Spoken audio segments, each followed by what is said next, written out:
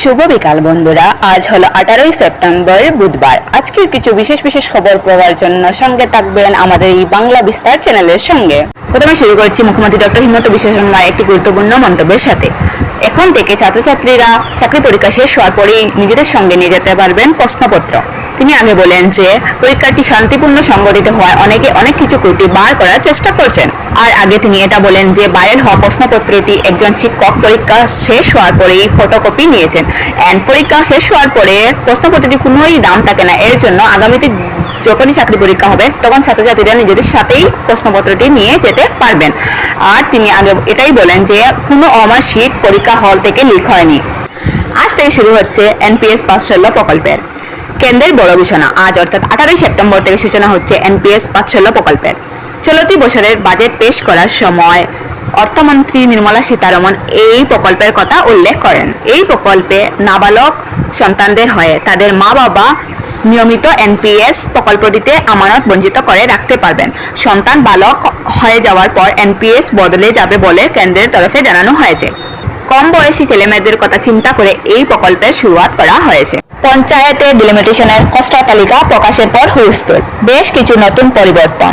পঞ্চায়েত ডিলিমিটেশনের কাছাড়ে কমল GP কমায় খুব শুনাইয়ে আন্দোলনের প্রস্তুতি। শিলচর বিধানসভা এলাকায় আগে 110টি জিপি ওয়ার্ড ও একটি আঞ্চলিক পঞ্চায়েত ছিল। আঞ্চলিক পঞ্চায়েত একটি রয়েছে, কিন্তু জিপি ওয়ার্ড কমে হয়েছে 50টি। করিমগঞ্জ জেলায় কমল 4টি জেলা পরিষদ আসন। হাইলাকান্দিতে 8টি জেলা পরিষদের আসন, 5টি আঞ্চলিক পঞ্চায়েত এবং 62টি জিপি নিয়ে হাইলাকান্দিতে পঞ্চায়েত ড্রাফট লিমিটেশন প্রকাশ পায়। দেখা করছেন প্রাক্তন মার্কিন রাষ্ট্রপতি ডোনাল্ড ট্রাম্প প্রধানমন্ত্রী নরেন্দ্র মোদীর সাথে।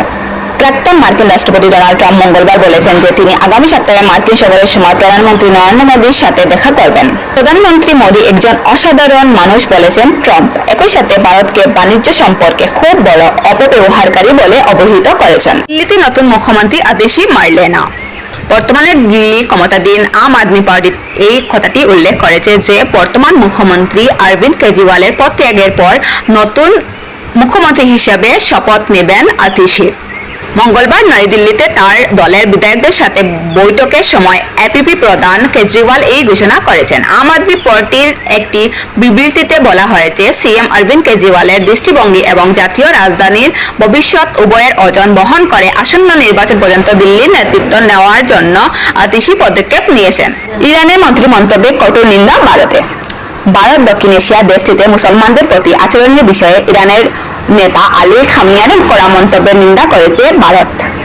সোমবার এক সোশ্যাল মিডিয়া পোস্টে খামিনি বলেছেন, মায়ানমার, গাজা, ভারত বা অন্য কোনো জায়গায় একজন মুসলিম যে দুর্দশা সহ করেছে সে সম্পর্কে আমরা গাফিল হলে আমরা নিজেদের দিকে মুসলমান হিসেবে বিবেচনা করতে পারি না।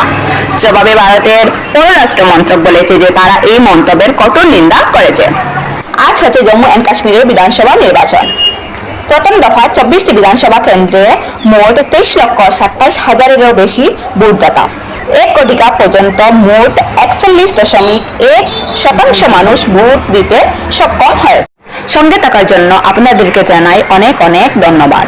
এরকমই নতুন নতুন আপডেট পাওয়ার জন্য একটি লাইক এবং সাবস্ক্রাইব করে আমাদের বাংলা বিস্তার চ্যানেলের সঙ্গে থাকুন।